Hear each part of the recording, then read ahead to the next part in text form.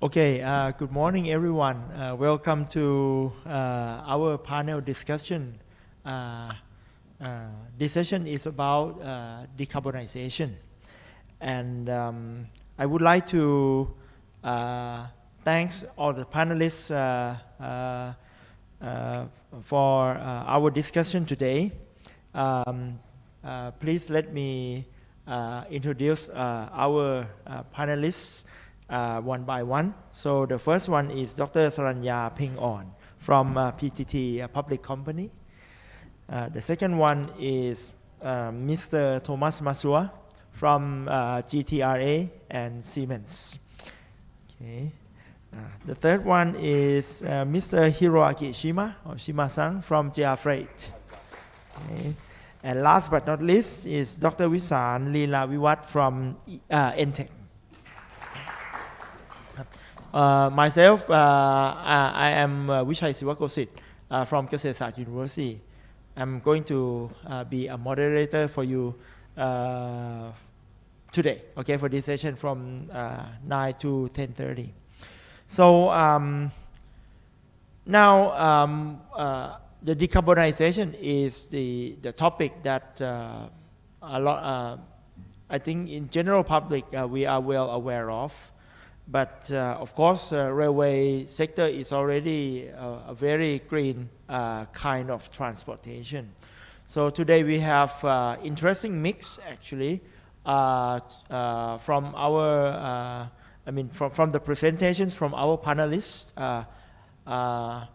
So what we are going to do is that we are going to ask our panelists to present some of the slides relating to decarbonization, okay, and afterward we will have the panel discussions, okay, and then we will have some general questions from our audience here. So let's get started. For our first presentation, it's going to be from Dr. Saranya from PTT, which is about the activities of PTT on decarbonization. Yes, and good morning, ladies and gentlemen, again. And thank you very much for being here in the early morning in the center of the city today to be the decarbonization together. And today I'm the PTT representative to show you how the PTT do the decarbonization pathway for this country. The first of all, the PTT visions, we would like to power link lives with the future energy and beyond. We had the main two parts, firstly with the future energy, and another thing is like the beyond, but all the things that we move forward to the decarbonization. And how can we move forward to decarbonization on that vision? We have the net zero emission target on 2050 is farther than Thailand country 15 years, because on the Thailand we had the targets on 2065. And how can we do the net zeros on our company? We had the 3P pathway on the right hand side, as you can see on the screen. The first P is the pursuit of the lower emission. It means we would like to reduce the greenhouse gas emission 15% by 2030 by the initiative projects, right? The carbon capture and storage, carbon utilization, and followed by the portfolio transformations. As everyone knows here, we are the oil companies, so we would like to transform to more clean energy, like the renewable energy, and we invest in the renewable energy more. We had the targets on the renewable energy 12 gigawatts by 2030, and for the green portfolio with the future energy and beyond with the 32% of the capex by 2030. And the last one, we would like to be friends of the environmental or be friends of the nature with the reforestation. We had the targets for 2 million lives by 2030, but right now for the PT itself, we achieved this target for 1.1 million lives already for this year.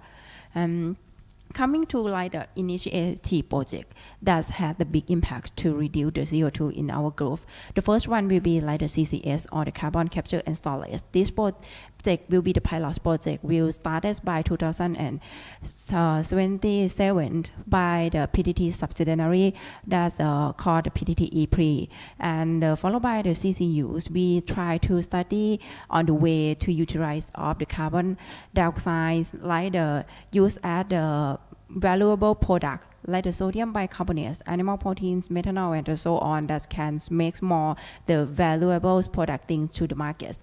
And followed by the renewable energies. Of course, you know that's like the very popular in Thailand right now, like the solars and the somehow of the wind, yeah, something like that, and combine the clean fuels. That is very hot topic today. Is about the hydrogen that can use like the energy for the many economic sectors like the transportation. And the last one is the reforestation. As I said before, we have the targets for 2 million light, yes, to plant the tree for Thailand. And this is like the overall of the initiative project and what about the products of the PTT that the PTT innovation instill support for the PTT group to launch to the markets in Thailand. Of course, we are the oil leader in our country. In this country, we are the leader in the biofuels and the bioethanols. We launched the product, the first one in the market of the Thailand for like the B7, B10, and the B20 to the markets, and also the many kind of the gasohol, as you can see on the product here. All of this is made from the bio. Of course, the bio is the less CO2 emission, yes, to the environmental. That's why we try to develop on this for the support the existing technology, yes, and for the aviation. What we gonna do? We think about like the biogas or the SAF or sustainable aviation fuels is very important things to reduce the CO2 in this sector. So we have like the initiative signed the memorandum of understanding with our PTT group to the study and develop and also the invest for the biogas production in this country in the future. And the last one is all about the hydrogen that can use in the many applications. Yes, come to see the detail. This is like the examples of the project that the PT Innovation Institute do for the road transportation. This is the example of the biofuel tailpipe emission reductions that we test in our company. As you can see on this screen, for the B20, we had the 4 pillars, right? The first one, the yellow, and the orange one will be the Euro 4, and the green one and blue one will be the Euro 5.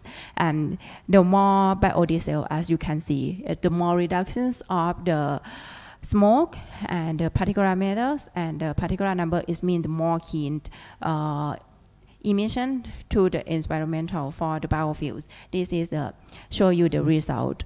And of course, for the B20, it means the more bio, it can reduce more of the CO2 emission as well. It's about a 15% reductions compared to just the diesel itself. Come to see in the aviation. We are the first one to cooperate with the Thai Airways on the last 12 years ago to use the biogas that's produced from the used cooking oil in the first of the Southeast Asia and the first of the Thailand as well. That's confirmed is the biogas is can save for the existing technology for the aviation technology right now. And for this year, because of the ICAO standards and all around the world has to force to use like the biogas at the CO2 reductions, and how can we provide the biogas in this country. As I said before, our PT group had signed the MOU to study and develop and invest in the SAF in the future to support the biogas in Thailand for the Thai as the aviation hub for this region. And why we use the used cooking oil on that time, you can see the life cycle assessment here. On that, I highlight on the yellow one that we call the UCO. The CO2 reduction is allowed 80% when you compare with the jet from the fossil fuel. For the hydrogen, what we doing for the demonstration project, the first hydrogen refueling station in Thailand that is opened last year on the November. See here we do with our partner with the PTT, OR, Toyota, and the BIGs. We use the byproducts of the hydrogens from our refineries and the purifications and use to the end user. Here this is like the our activity. We have the two of the fuel cell car in Thailand right now used at the Utapao Airport limousine. That it means everyone in this country can use and that can know more about hydrogen for the fuel as transportation. And why we use the white hydrogen? Because you see here the CO2 reductions is more than 80% of the CO2 reductions when you compare to the combustion engine in the same size of the cars, and also the CO2 reduction is more than the EV right now allow the 60% of the raised CO2 reductions, because the electricity of the Thailand is from the grid mix is produced from the many kind of fuels like the LNGs, diesels, and the coals. That's why the hydrogen from the byproduct is more cleaner here. And this is the actual usage. As I said, the CO2 reduction is much more, but for the current state that on the last rise of this slide, as you can see, the CO2 reduction, we use the totally right now the hydrogen allow the 800 kilogram of the hydrogen for the operations from the August. It means we can reduce CO2 allow the 15 kilogram of the CO2. Yes. And coming to the last slide, what about the railway sector that we do? We try to support the low carbon intensity fuel with the match with the current technology that the railways in Thailand can use in terms of the B20. On that time, this is like the sample of the one project for the Ballroom routes or the railway sector. That the B20 is can reductions of the CO2 allow the 15% when you compare diesel. Yes.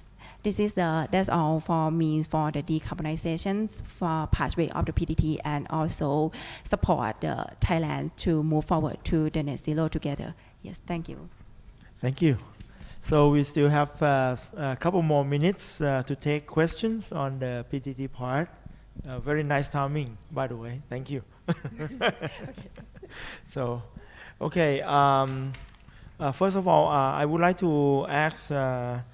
Probably the first question will come from me. So I would like to ask about the biodiesel fuel that PTT is currently supplied to the state level of Thailand. So is it the same kind of B20 that we also provide to the trucks? I mean, at the gas station? Yes, it's the same.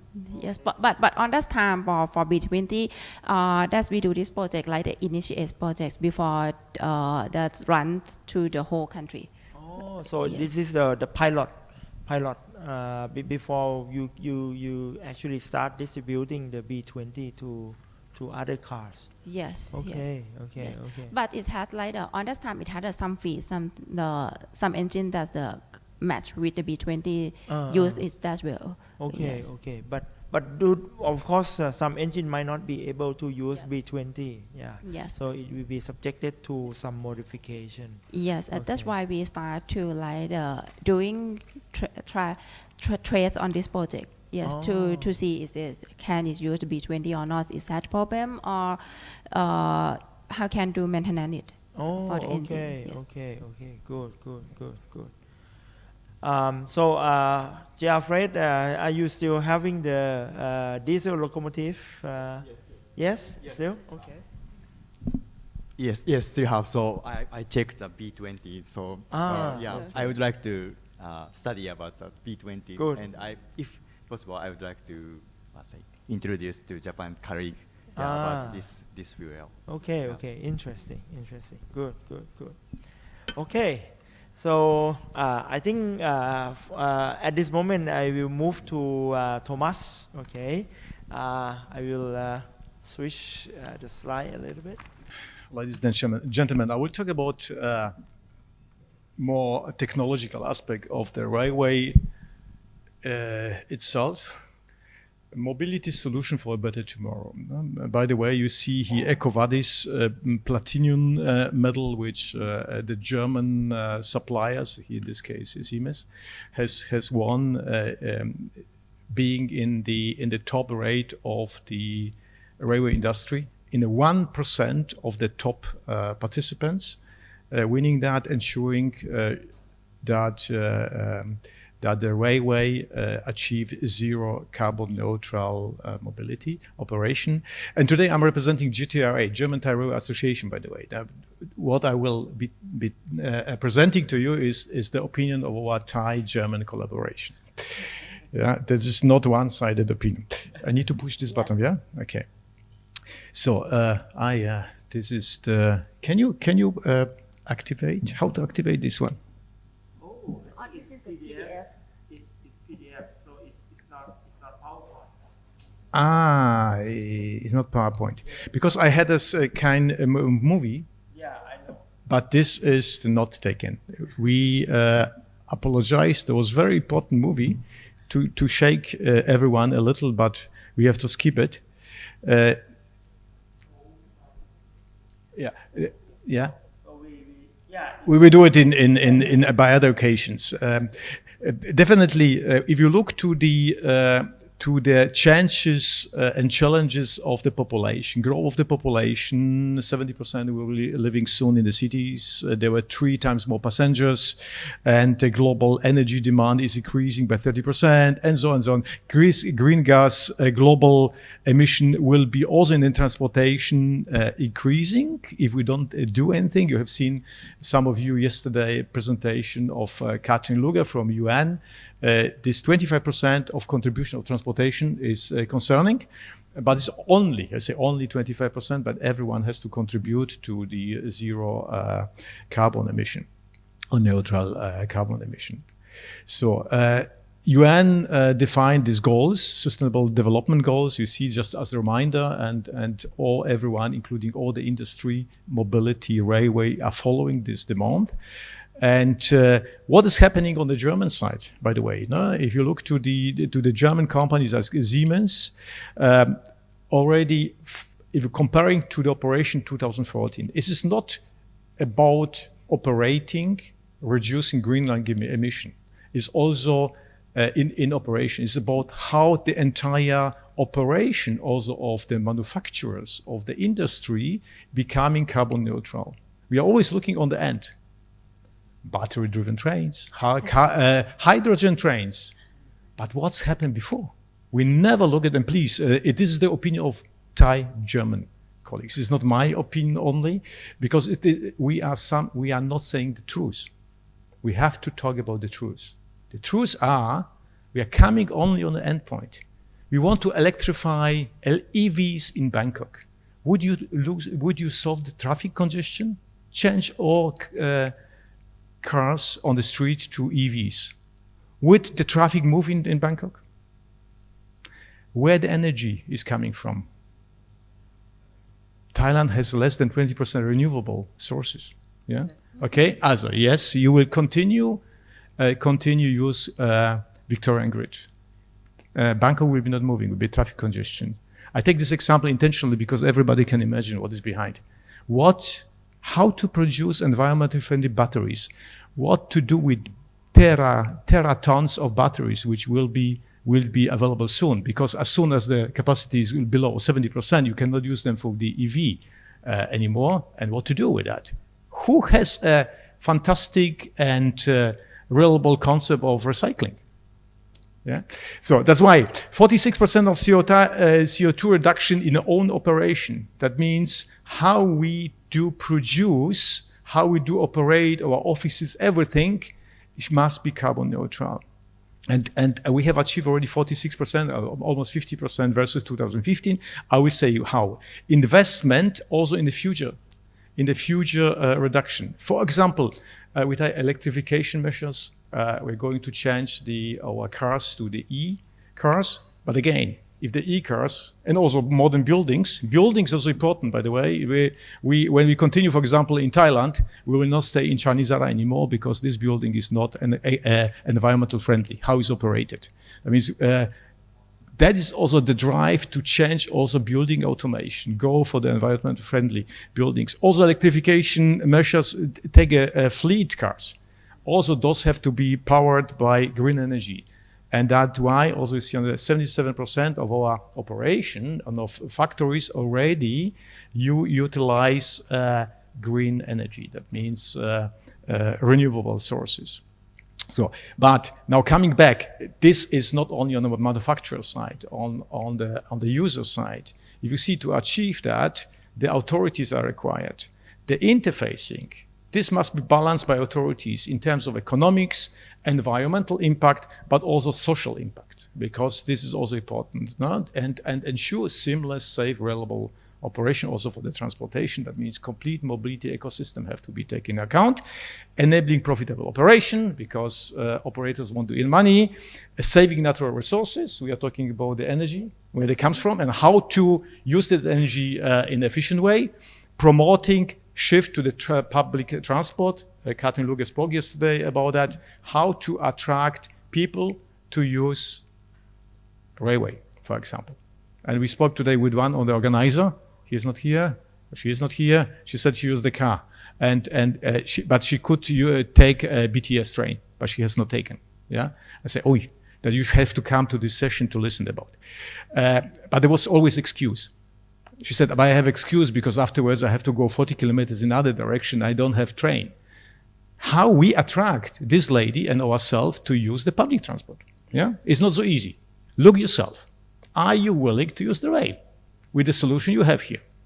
So for that one, you need also technology provider, you see, for the railway infrastructure, turnkey business, rolling stock, rail services. But what is important, intermodal solution, softwares, when the means of transportation must be given, but have to be connected online. We are not talking about Google Maps, it's not enough. We are talking about something which is optimizing, as a software is optimizing usage, means resources. Resources are even given. Very often the operator is going, I need more trains because I cannot accommodate passengers. Why not go to dynamic, flexible timetables, allocating, for example, resources where they are needed? And for that one, you need digitalization. You need a software, as a software where the connectivity is given for the operator, but also for the passenger, door to door. Examples. The best you go to the examples. If you talk about the entire chain of this energy usage, it's important to see, let's go to the endpoint, train. Because we say a manufacturer had to provide a solution which is environmental friendly. The trains, manufacturing of the trains, operation of the offices and factories produce carbon emission. Definitely, yeah, this has to be reduced. But when the trains are running, they indirectly produce carbon because they use energy from PTT, huh? And anybody else, no? And the question is, how clean is the energy consumption? Well, how is it? So here you have an example that by this model you see 100% in Austria, Austrian railway achieved by the Rayjet 100% neutrality. Those trains are 100% powered by renewable energies. Very unique. And we know to achieve this reduction of the global temperature increase, we need to go for carbon neutral mobility. Example from new technology, high speed. In the first room, they are discussing now about high speed, but also new model are required, not the traditional train that's running today. New technology, lighter construction, different car bodies, more optimized in terms of consumption. 30% of consumption is Velaro Novo, by the way, which leads to adequate reduction of more than 1,000 ton CO2 per train, and comparing to the traditional high-speed trains which are running today, and less investment because it's getting better. The same for the locomotives. You see also new locomotives. This is dual mode locomotives, diesel, electric. You say, why diesel again? Why diesel again?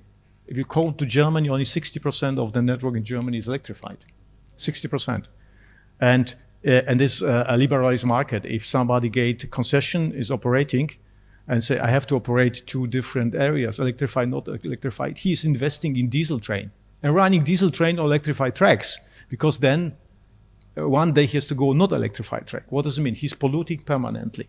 But having this dual mode, he can change the operation mode depending, I'm going on the overhead category or I'm going non-electrified area. And then in this way, the operator is reducing also emission. You see here, 950 ton per year and train, comparing to the traditional diesel That will be the solution not only for the biodiesel, but also having this dual mode. It costs more money, by the way, but it pays off.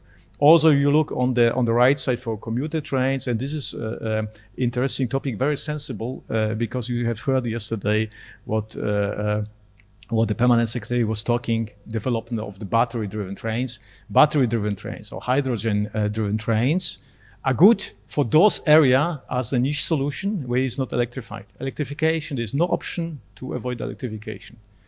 I will be the first one to look for the award for the Thai people, a researcher developing battery trains with heavy cargo is running with batteries, sustainable. Yeah, okay, good. But please, also here, Thai, German, please advise properly politicians to understand that technology has limitations. Not today, this is not today possible, but it is good technology with hydrogen, with batteries, and these commuter trains are running, for example, in Germany, where this niche operation can be covered. And it's not only Siemens, also Alstom, other manufacturers doing the same, providing those trains, and they're running. So that means we ensure life cycle management from the manufacturing, digitalization, connectivity, operation, provide this respective solution. We have to look in a holistic way on this picture, not on the one-sided. One example more. Here you see Velaro as a high-speed train. This is still the traditional train, which is not so optimized as Velaro Novo. But you see here, the Spanish operator introduced this Velaro, high-speed trains running between Madrid and Barcelona, for example. And today there is no air traffic anymore. No, you cannot book any plane because those trains are much more reliable. You need less time, less costly, and of course high efficiency. But this can only work when you convince the passenger to take the train, and they're convinced because 100% availability. Yeah, it's incredible. The trains have delays. You have to wait. You're in the airport. You are busy. You take your coffee first, second. Here you're sitting here. You take your coffee while you are traveling, and you see increase the demand by passengers. It shows very clear. This pays off, and we have less carbon. What else? Digitalization. In the middle here, Rome, we talk about digitalization because, remember Katrin Lugar, without digitalization, we cannot make the carbon mobility carbon neutral. Optimization. Here we are talking, for example, interlocking, the railway optimized way, how to connect on demand, utilizing resources, optimized way, sending the trains, in the most efficient way from A to B, but also interlocking in the cloud, for example. Digitalization allows also to go to the cloud. It's always the question about cybersecurity, but this is manageable. This decreases the needs, for example, for the hardware. Less hardware. Only one data center. And the hardware doesn't belong to you, to the operator. It belongs to the service provider. Yeah, you use the service provider. You have a less hardware, less copper, fiberglasses, and this become optimized and less. If you produce less, we produce also less carbon.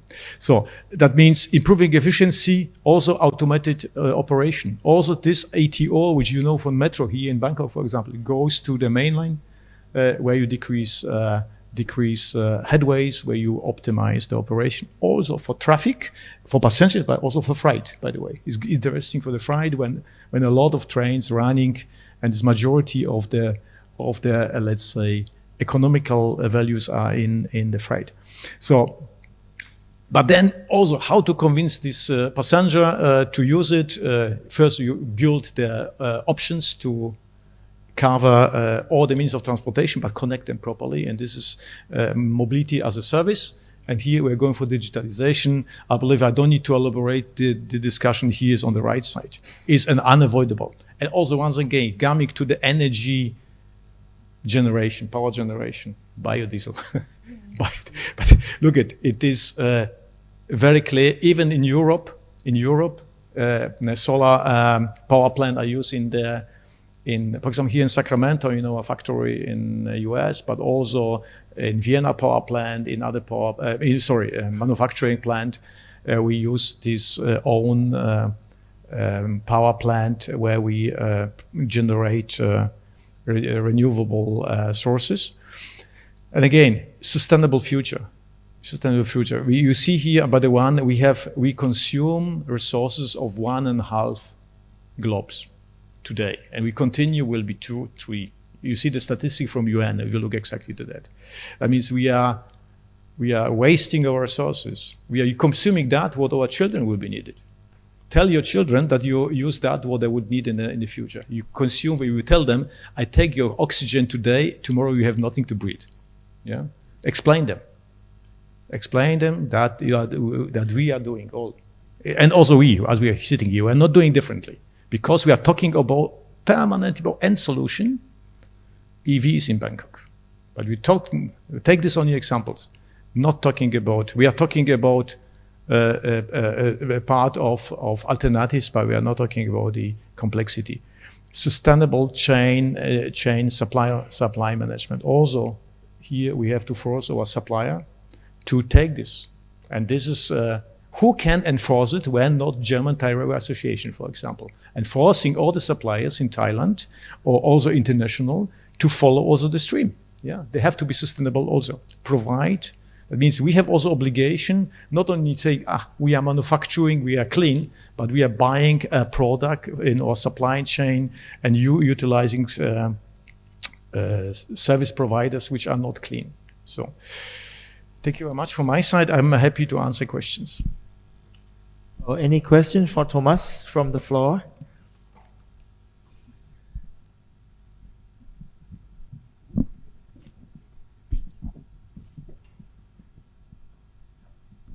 Thank you very much. My name is Nuong from National Energy Technology Center. I just want your perspective because as much as, I personally would like to promote hydrogen in train also, but we heard some mixed news from German, whether, Alstom is going full stream, and on another page we saw, there's some setback by some of the purchasing maker. I'm not sure what kind of standing, from the German perspective, whether from a government side, regional side, or from the company side. Thank you. Interesting question. Just give you a little confidence about Thailand, because sometimes we're looking on Thailand and discussing how politicians making decisions, because the authorities have to give the guidance. But also in Germany, it's not different. Yeah, it's not different. Germany is getting lost. With all these approaches, they are pushing very strong EVs. But energy is not coming from renewable sources. Yeah, it may be higher level or degree of renewable sources, but it's not a big different. There is no resolution for the manufacturing topic, where we produce a lot of carbon dioxide. Where there is no solution for the recycling. Also, the drive for hydrogen. This is always, in the moment, isolated approaches, and the entire pictures, holistic picture, is missing. It's simply missing. And this is not about Thailand. It's about entire world. And Germany, obviously sophisticated country, also missed this point. And we are as we are in our associations, we are discussing that also on this level. And that's why what you heard is the reason for that is that this holistic picture has not been seen. That now, considering there are, millions of cars already in Germany, EVs, which are registered, but there's not enough charging stations. The issue is with recycling of batteries. What to do with the batteries which are not usable anymore? The concepts are not given. And we know when we produce batteries in the way as we produce, we simply destroy the environment. The sources of the components are also questionable, from the child slavery to destroying the environment. For example, in the desert of Peru, you know the stories, and looking for the better batteries which are environmentally friendly. This is not developed yet. Then manufacturing way. Then to see how we are going to operate those EVs later on. There are also a lot of questions, a lot of issues regarding fire hazard. You have heard what has happened also in Germany, you heard about this accident on the ferry. A few weeks ago, the ferry there was a big disaster because it was full with EVs, and one of the cells got a short circuit and triggered a fire in the entire ferry, and they could not extinguish. Yeah, there was several days of the story. As you see, there's a lot of question about that. And there are also ideas about go to hydrogen. The trains definitely are good for the area where you have renewable energy sources. There is collaboration with, for example, German Railway Energy. There's also subsidiary producing renewable energy. That means wind power plant connected to electrolysis manufacturing plants for hydrogen and supplying trains, no? And also mobile supply devices for the trains. Everybody's saying this is good for the area where we would put the diesel trains only, and this is from the power efficiency still only for the passenger operation, not the freight operation. That means, in summary, the world is still looking for a solution. Okay, in a nutshell. Yeah. Okay, so our next presenter is Shima-san from JR Freight. So I will help you change the slide. Okay, hello everyone. Good morning, everyone. Sorry. Oh yes, okay. Okay. Today, I would like to introduce about our experience in Japan. So from this slide, I will talk about only in Japan. And first, I would like to explain about what my company is. My company is a freight company in Japan. There are 6 passenger company, 6 passenger JR company, and 1 freight JR company in Japan. And I am from JR Freight, freight railway company. And main line in Japan owned by JR passenger company.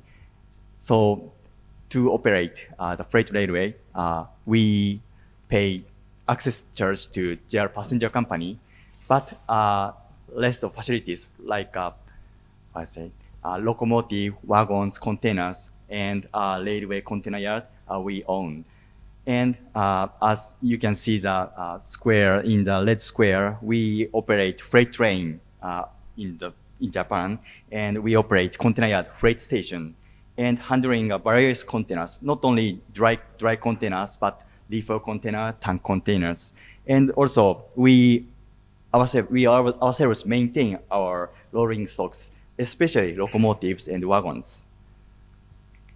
And this is my company's specification, but as the detail, I will explain the afternoon session. So please come to maybe room B. Yeah, please, I will explain about the details.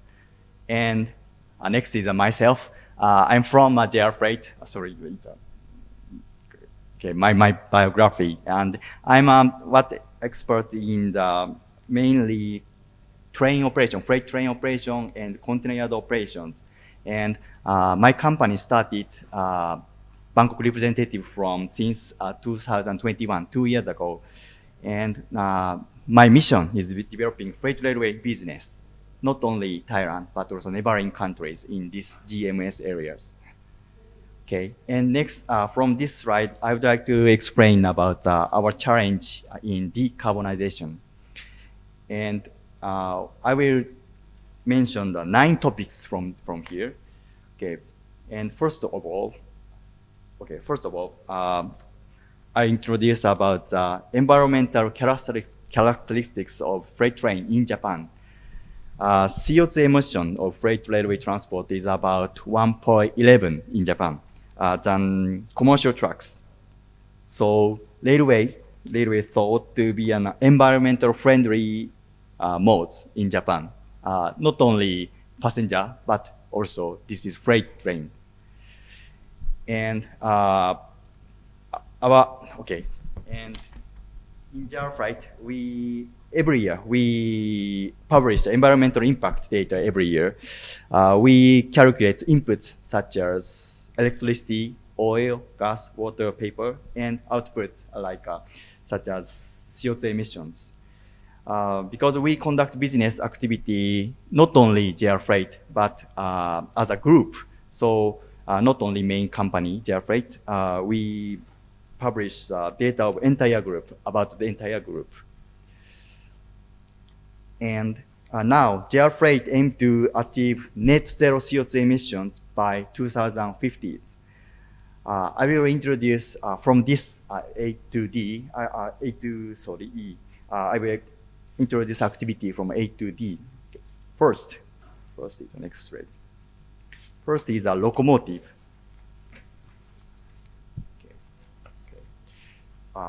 In general, most countries, railway operators simply select and purchase locomotive from manufacturer catalogs, like Siemens catalog. Right? Okay, yeah. But JR Freight has been working with mainly Japanese manufacturers, and we develop railway rolling stocks by ourselves with manufacturers. For example, Hitachi or Toshiba or something. Yeah. So for example, okay, this is an example. The left one, shunting locomotives. We spend a long time idling with waiting the train coming, the train arrival. So for this reason, we develop a hydro locomotive named HD300. It combines a small diesel engine and a large capacity lithium-ion storage battery. And next one, this is for shunting. And next is for diesel locomotive for main line. The diesel locomotive main line named DD200, the center one. It complies with Japan's Tier 2 engine exhaust gas regulations, and we use inverters, a hybrid silicon carbide element with high power conversion efficiency. But in Japan, we mainly use electric train because passenger company electrified their main lines about 70% in Japan.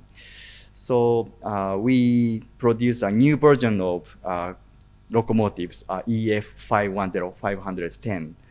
It is new equipped with AC regenerative braking to reduce environmental impact. And next is in freight station. We use forklift equipment to lift on, load on, and load off, unload from wagon to wagon, our containers.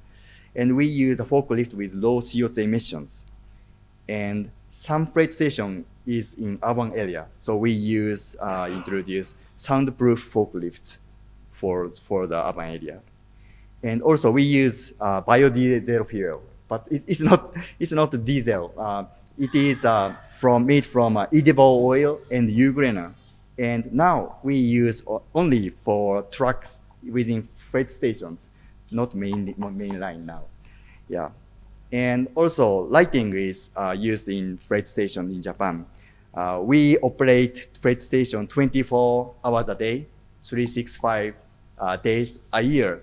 So we need more and more electricity for lighting. So we currently replacing mercury lamps with LED lamps. Okay, next. Next one is our future. This is our future. By collaborating advanced technology, we are pursuing labor savings and operating efficiency in freight stations. So now we are developing systems such as truck platooning within the freight station or forklift driving support. Now forklift is driven by humans, and remote control of shunting locomotives. Some initiatives such as truck driver application are actually working in our freight station now. And not only using electricity, we now create electricity in our facilities. For example, renewable energy covers the entire amount of the common area during the daytime hours at our warehouse named Tokyo Railgate East. It exists in our freight rail station in Tokyo. And not only main company, our group company work together and introduce renewable energy, including we have so many lands, idling lands, so we need to use the idling lands. And this is another activity, not the technology. But in March 2022, we issued a first corporate bond named Green Bond. Our bond have two types of issue date: 10 years, 2 years. Issued amount is each 10 billion yen, Japanese yen, so almost 70 million USD. Green bonds are bonds issued for green projects, such as I mentioned, Tokyo Railway Gate East. It's a warehouse. And we developed a green bond framework for green bond issuance. Our framework was received the highest evaluation from outside organization. And this is number 8 topics. In transporting various things by rail, we started switching from trucks to rail. So many things, but this example is for trees. Trees that are transport long distance from southern Japan to the Tokyo metropolitan areas. We need to keep quality of trees. So a unique container developed for transporting. So trees are used for this. So trees, we can keep the quality of trees during transporting. This is an example. And last example, this is a mark named Eco-Rail mark. In Japan, the government established the Eco-Rail mark in 2005, almost 20 years ago. The purpose is to appeal to general customers, not B2B, yes, this is a C customer, general customers. So the appeal to customers, the product and companies that are freight railway transport. They use freight railway transport. Currently, 187 products are certified. Also, 98, almost 100 companies are certified. So if everyone change business card with me, we can see the Eco-Rail mark with my business card. Yeah. And JR Freight also a sponsor. So we participate promotion event held across Japan. So we are promoting environmentally friendly freight rail transport. So if you purchase a Japanese product in Bangkok, for example, snacks or drinks from Japan, yeah, you can see this mark, Eco-Rail mark. Yeah. And last slide, this is a condition for Eco-Rail mark certification. It's an example. Products are certified to be transported by rail at least 30% of the distance of over 500 kilometers. Yeah, and another rule exists for company certification. Okay. Sorry. Thank you very much. This is all from my presentation. Okay. Thank you very much. Okay. Thank you very much, Shima-san. Now we can take some questions from our audience. So anyone has anything to ask Shima-san? Hi, Noah again from Intech. So just keep discussion active in this room. Thank you very much for your kind presentation. In your very first slide, I'm very impressed by the fact that you showed that the CO2 emission for rail is lower than the ship. Here. Right. This is the Japan one, right? For Yes, fiscal year 2021.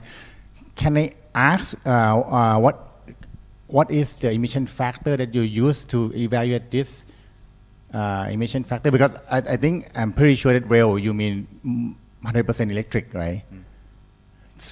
Compared to ship where you have to use like a marine oil or bunker oil, those kind of thing. May I ask what is the emission factor for Japan? Like some number, do you know offhand, like kilogram CO2 per kilowatt hour?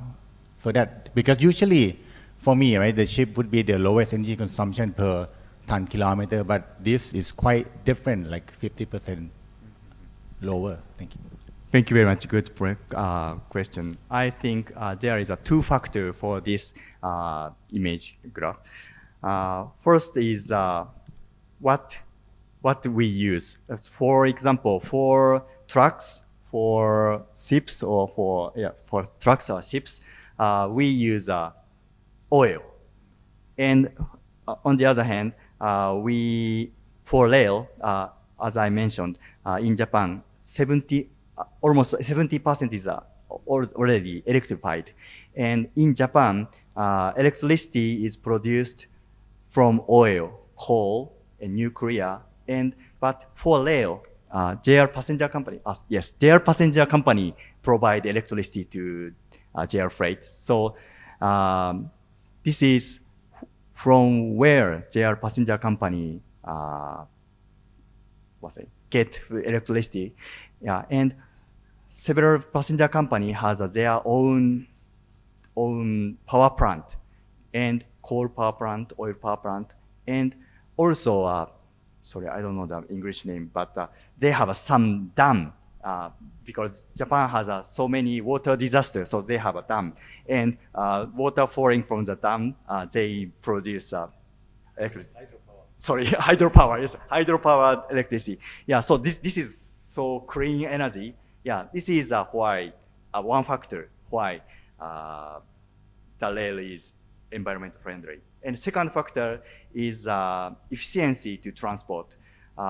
If one truck, no, sorry, I changed the explanation. Our train can transport almost 50 containers at one containers.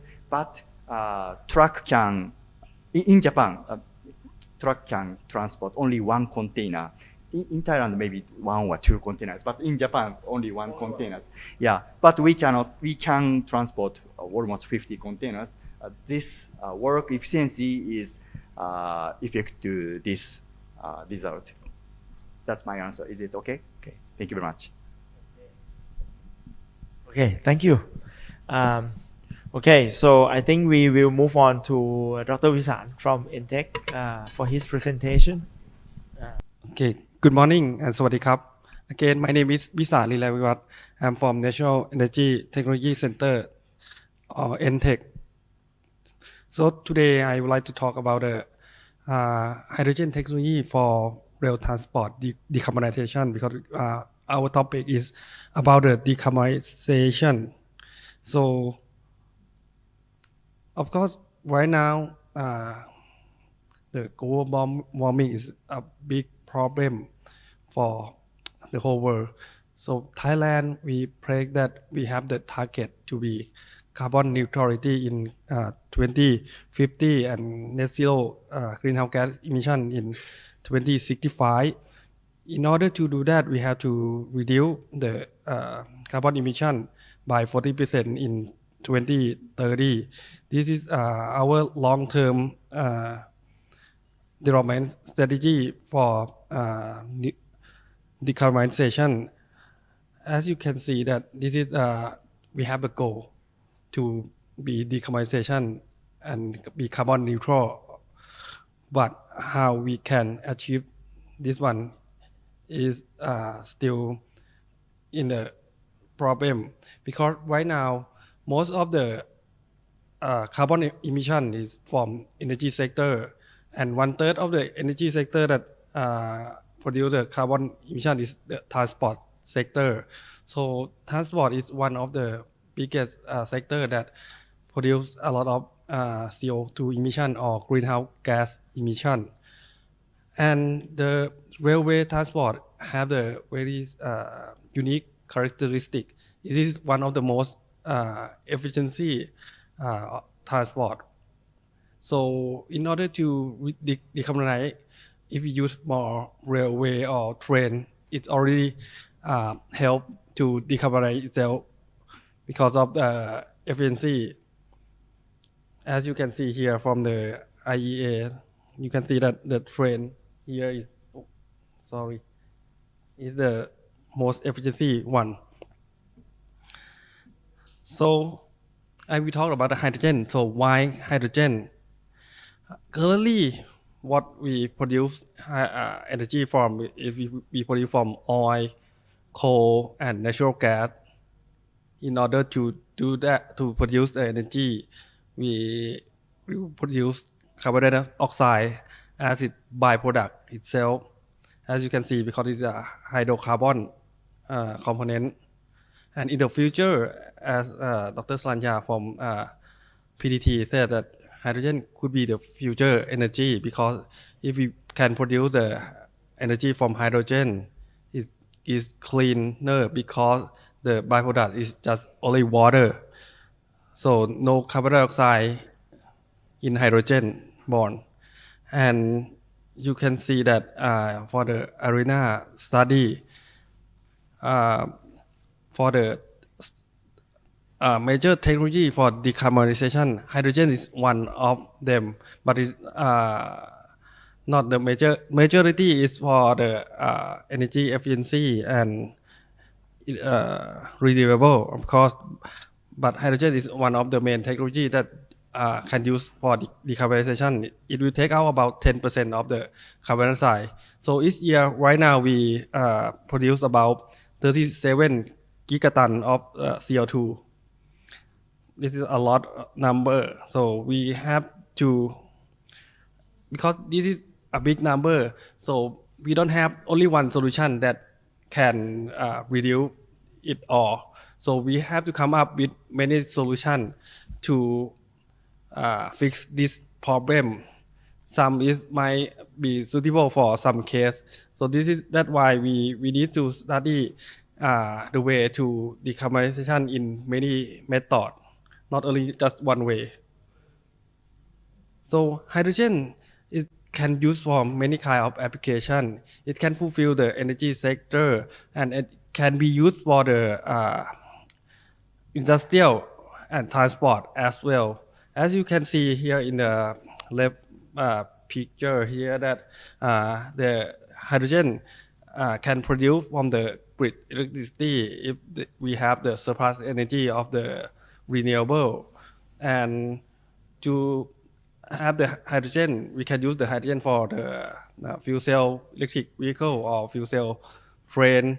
And we already use hydrogen for upgrading our petroleum product or synthetic fuel already, and we can use the hydrogen to upgrade the biofuel as well. And the hydrogen can be used as a fertilizer for the with the ammonia, and it can be used for the reducing agent for the ion industrial as well. And if we have more too much hydrogen, we can put it into the gas pipeline and burn it as a burning fuel as well, or we can use hydrogen to produce the electricity from the fuel cell. And from the right hand picture here, that is the study from ARENA, what hydrogen should be used for. And you can see on the big rectangular here that this is the product that hydrogen should be used for, because right now hydrogen still is more expensive than other energy sources. So we should use it for more variable or the thing that hard to change for the electrify, like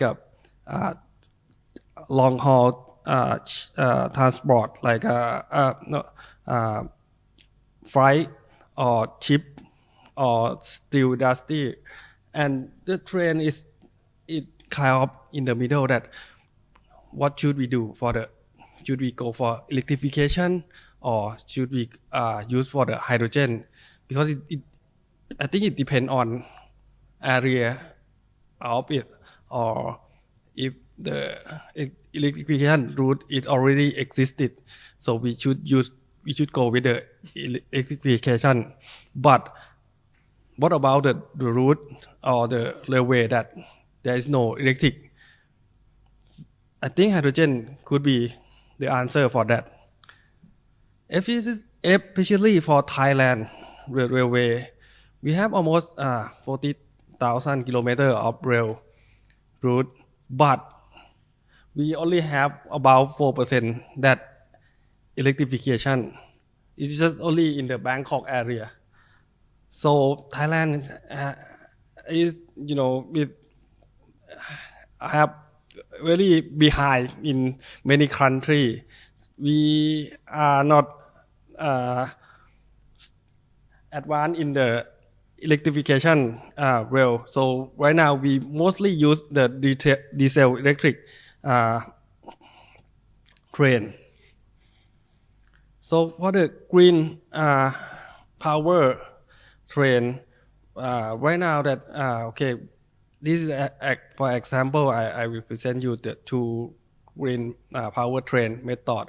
The first one is going to be hydrogen power train, and the second one is be battery power that is from EA, and the first one is hydrogen power from Alstom in Germany. It can run about 600 miles or 1,000 kilometers. So the range is comparable for the diesel electric for the single tank of hydrogen. But for the battery train, the range is quite short. It's about 150 to 200 kilometers, and it uses quite a big amount of battery. It uses about 4 megawatt hour of the battery itself. As Mr. Somat said that if we use a lot of battery, so how we gonna deal with it when it's not being used, or how can we recycle? Because if we use it too much, we will have the problem, bigger problem for the recycling of the battery itself. So actually, as you can say that, we can use in many mode, by mode, dry mode, or something like that, reduce the amount of the battery that we need, and it can, use to transfer between electric line and non-electric line, something like that. So, but the problem is Thailand is just only 5%.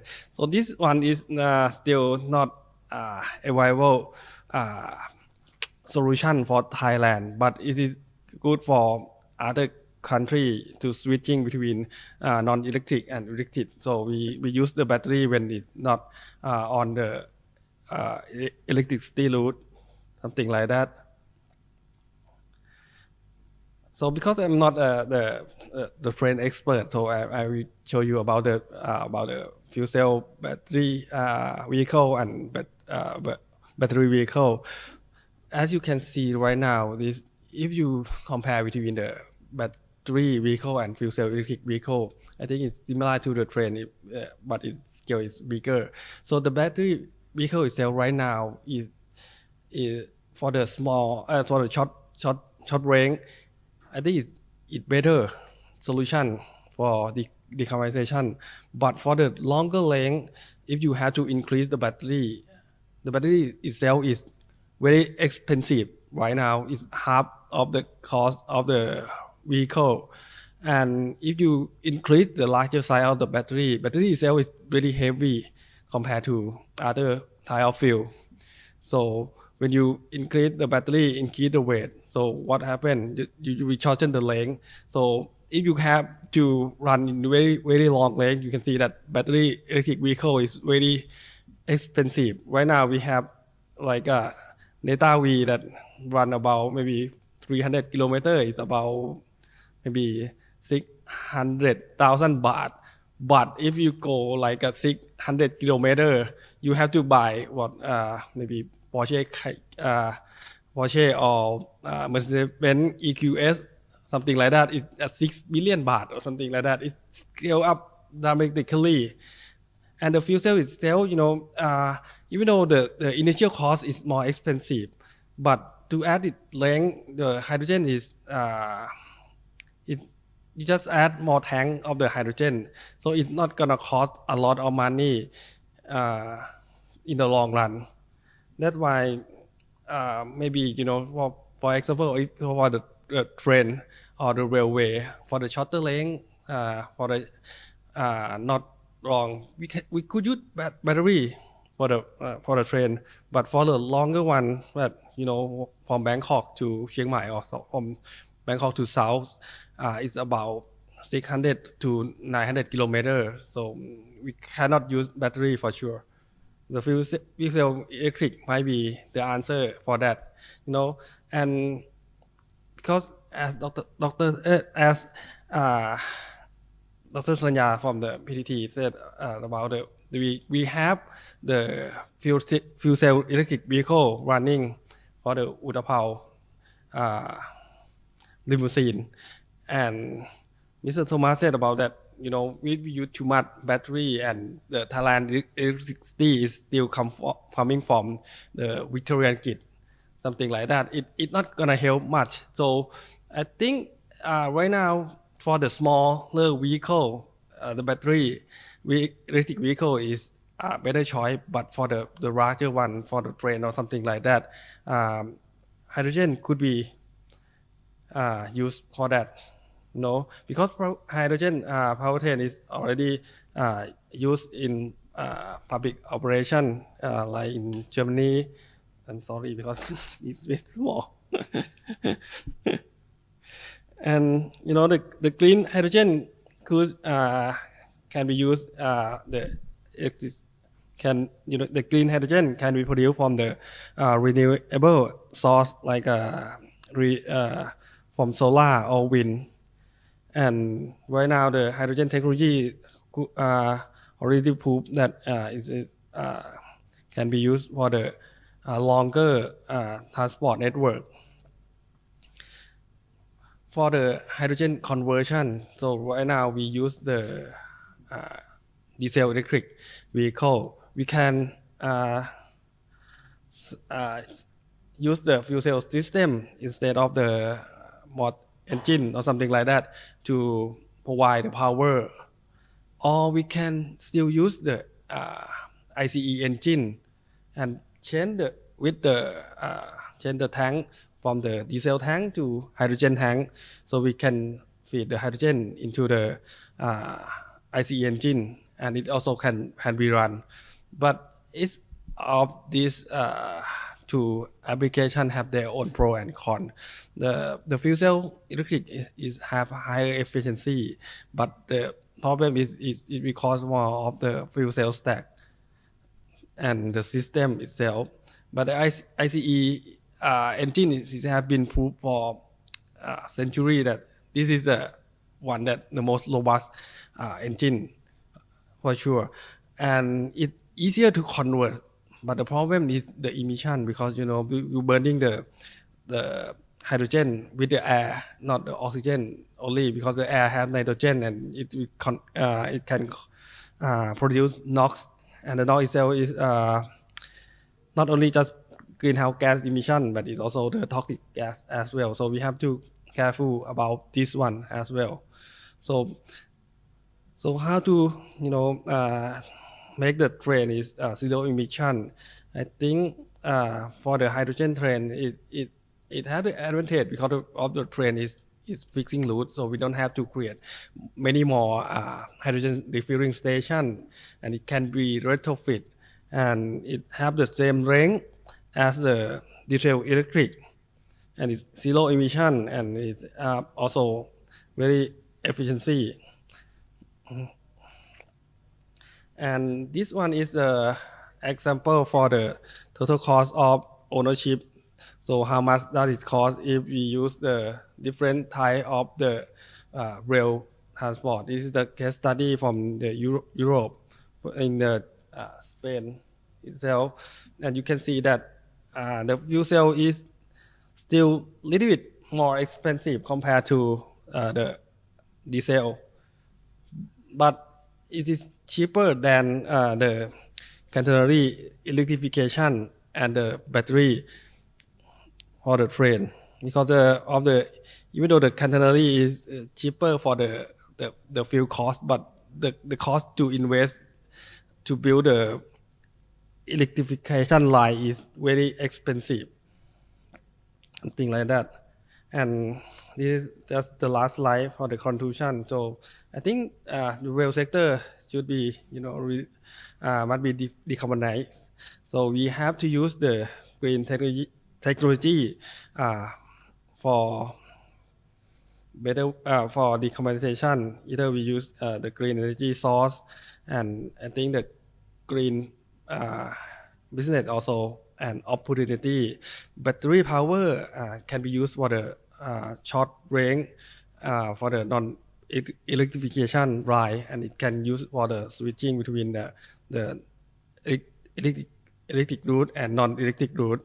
And right now hydrogen can be already been operated, and the hydrogen fuel is have to currently research that we have to looking for that, because we have to look up for the whole picture that even though if you hydrogen it not produce the carbon dioxide when you use, but how you produce the hydrogen, if that you have to produce hydrogen with the carbon dioxide or not, that is still the main challenge that we need to figure it out, that how we can make enough of the green hydrogen, or how we can transport the white hydrogen, something like that in the future.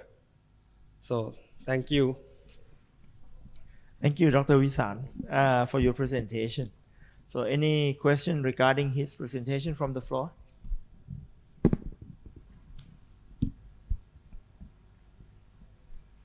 Okay, so thank you for your presentation. And I have a little question about the green energy is the way to the decarbonization in the real in the one way. How could I say? In your opinion, is it possible to use the hydrogen in the railways of Thailand? And if it's possible, what the more challenge? What the more challenge for to make it possible?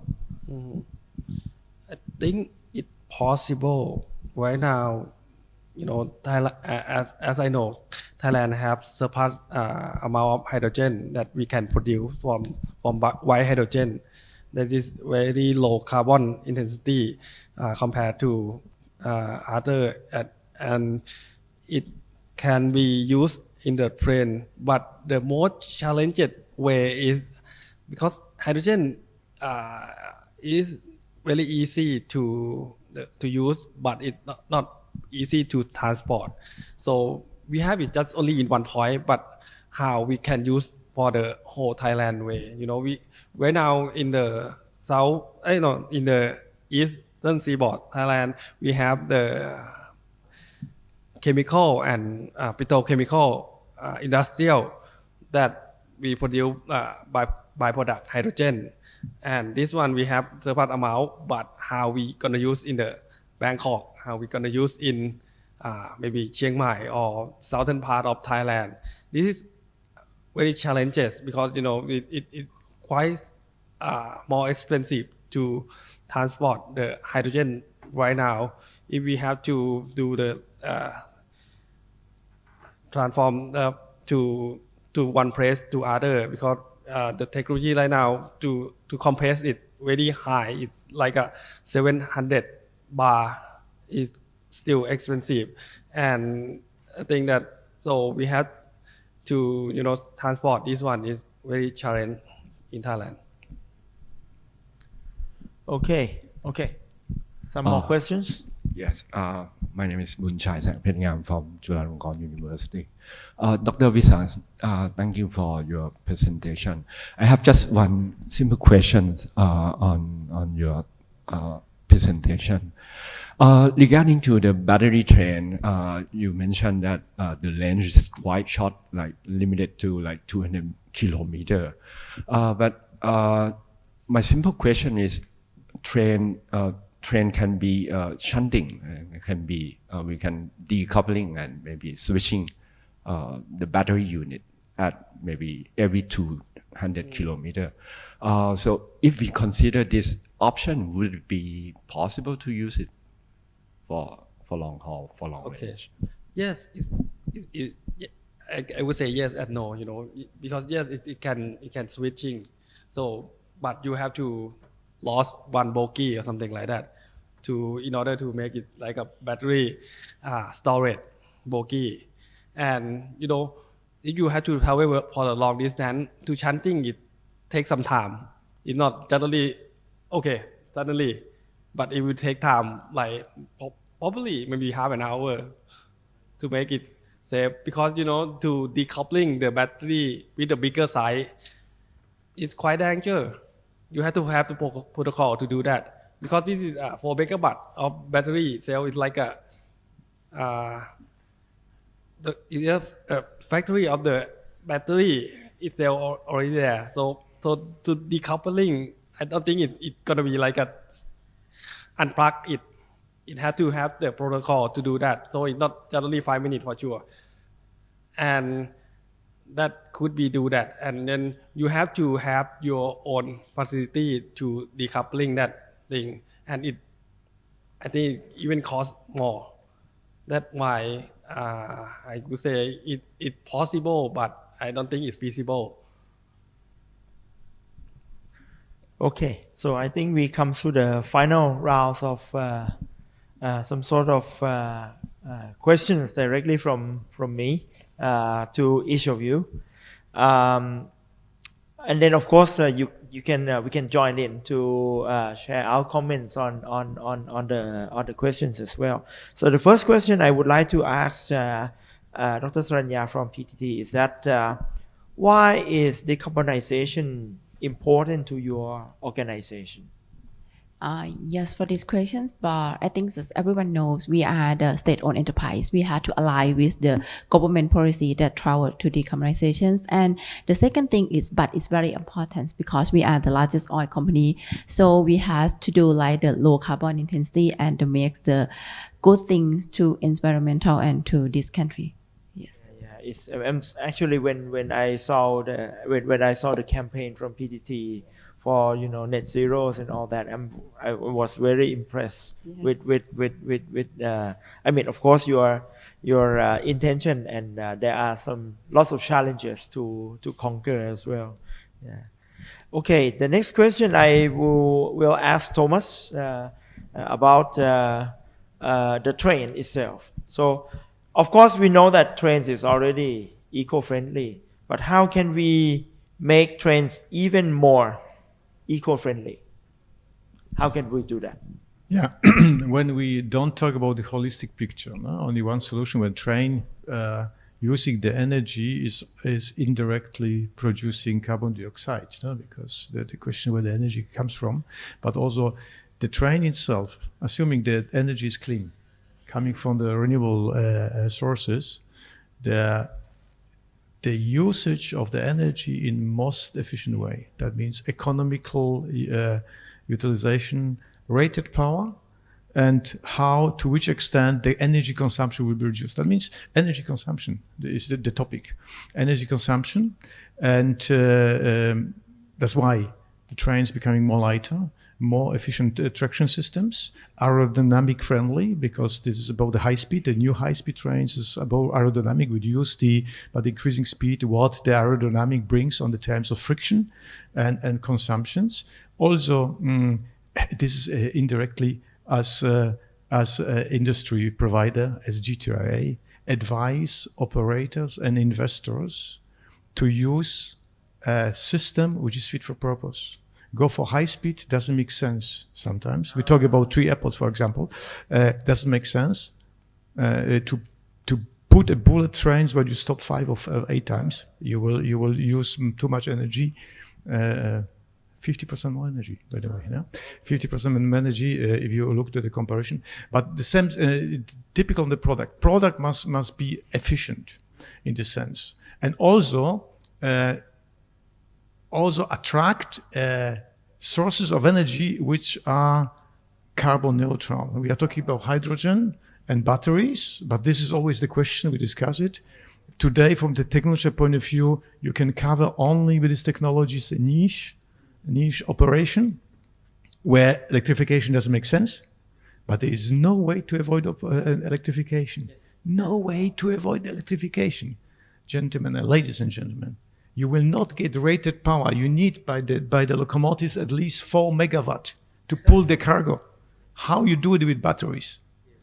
Dual mode is only to bridge in between. Dual mode helps. Battery driven, there is also dual battery driven, they call locomotives, where a lot of operators in Europe start to use them. Battery driven and electrical, or battery driven and diesel, or diesel and electrical, depending how they operate. Battery, very often the operator use it to get out from the own depot to electrify track, because they can not afford to electrify their depots and their facilities. They get access to the main line, and they use the batteries for that, a shunting purpose, and so on and so on. Hydrogen, yes, but in the moment, and you look to the solution, we're talking about the realistic approach. All the manufacturers produce commuter trains, small commuter trains, like a small array buses, no? to commute, and the distance is up to 1,000. Yes, and they run whole day. One's tank, because the question also how to get it, hydrogen. They run whole day, this 1,000 kilometers per day, and they come to the depot will be tank. Or battery trains, also those battery trains, by the way, running, commuter trains running with batteries. Also, 100 kilometer distance, and on both end is fast charging station. Coming in, charging, coming back, charging, always recharging, all like in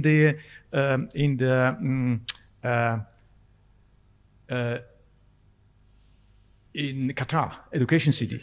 Qatar Education City. You see that there's a trams running without overhead catenary, but the docking in and each station has high cap charging, batteries is permanently charged, and high cap capacitor. This is allowing without electrification in between. So this solution makes sense, yeah. But also to understand, they are also costly.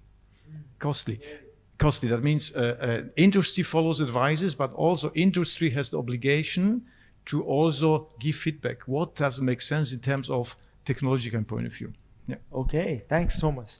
The next question will be for JR Freight. Of course, JR Freight serves many customers.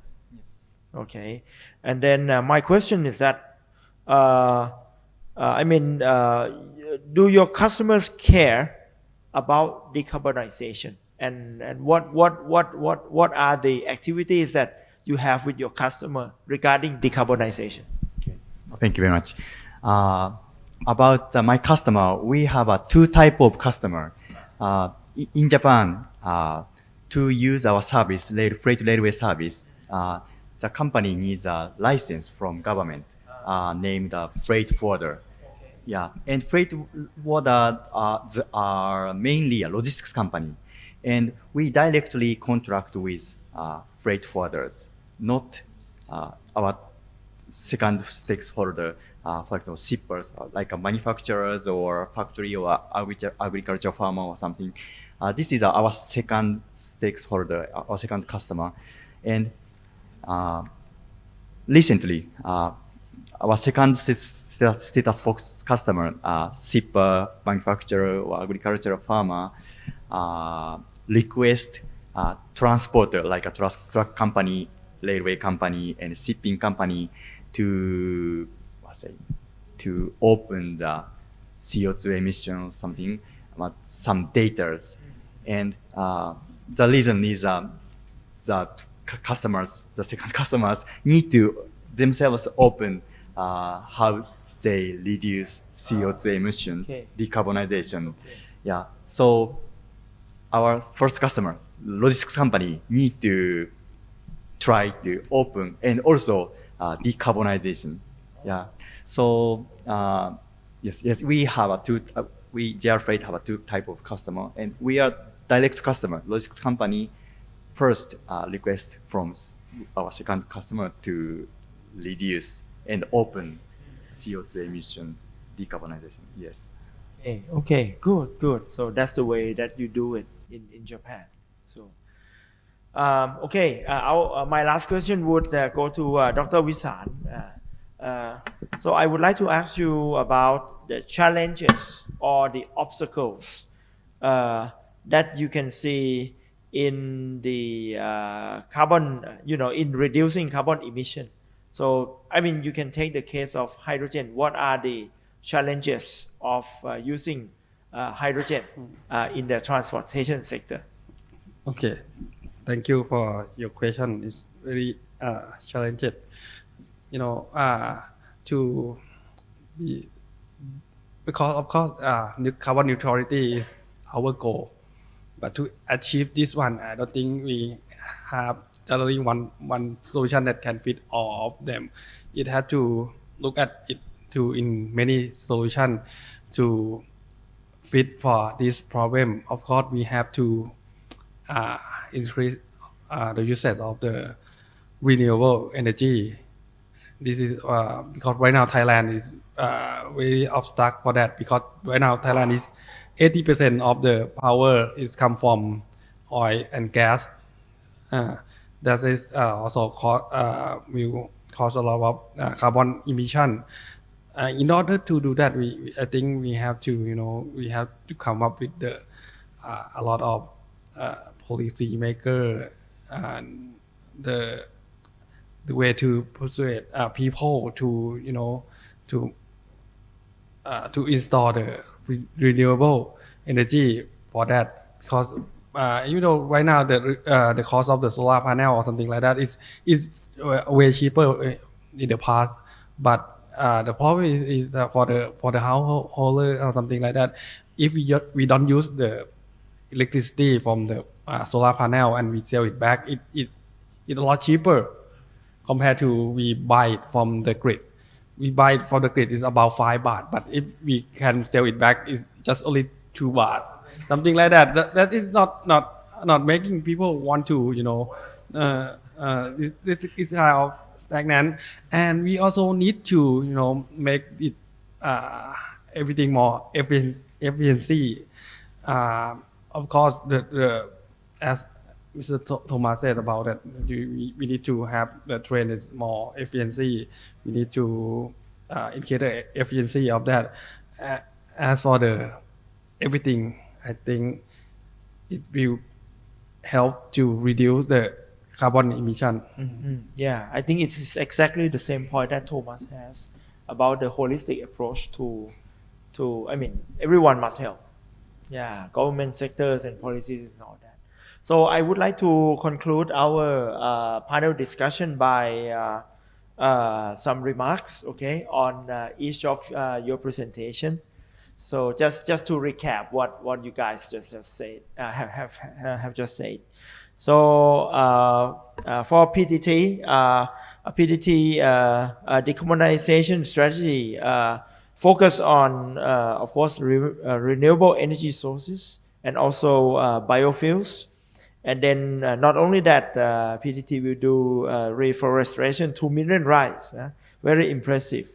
And then PTT also focus on carbon capture technology, and then also invest in renewable energy sources, and also look at hydrogen production as well. Of course, you have the test of fuel cell vehicles at Utapao Airport. Okay, and also PTT is the main provider of biofuel for the SRT trains. So that is PTT presentation. For Thomas from GTRA and Siemens, of course, Thomas focused on the GTRA focused on net zero carbon emission.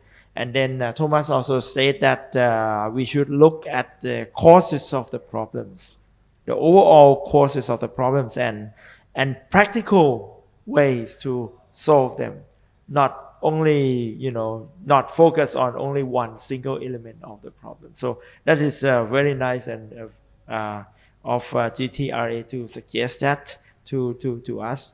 And of course, Thomas also shows that technology can be a very important part in carbon emission reduction through the introduction of the new types of trains, through the improvement on characteristics of the train, aerodynamics, and all those all sorts of things. And actually, Thomas showed one example at OBB in Austria that it can practically be done if everyone helps. Yes. And then for JR Freight, of course, JR Freight is the main, actually the only freight operator in Japan. Yes. And then, of course, very good to provide the statistics of the energy uses, in the company. And then JR Freight use efficient locomotives. And then most of the locomotives of JR Freight, they are electrical type. They are the electric type already, so it becomes quite clean. And from the statistic that we can see, Of course, the rail transport provide probably the best carbon emission rating in terms of land transportation. So it's quite impressive. Besides, also, I mean, I'm pretty impressive with the mark, you know, the eco rail mark that provide to the products that use rail transportation. So that's some sort of the soft power things that actually we can relate very directly to you know ourselves, you know, that hey, we are helping our country to go green on that one. So this one is very, very nice. And last but not least, NTech focus on the hydrogen for the transportation sector. And then Dr. Visan mentioned about the comparisons, okay, between hydrogen and other types of energies.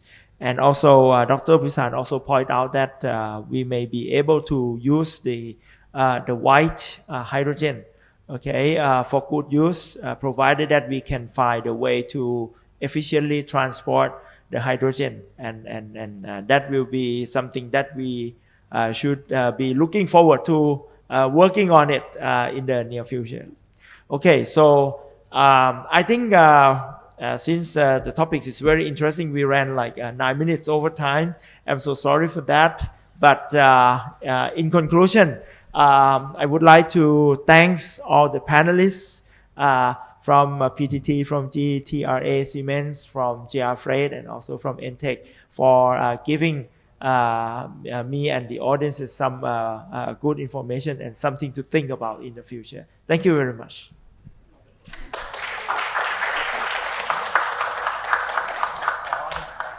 Okay. So we have some souvenirs to the panelists, and then we have some we have a photo session.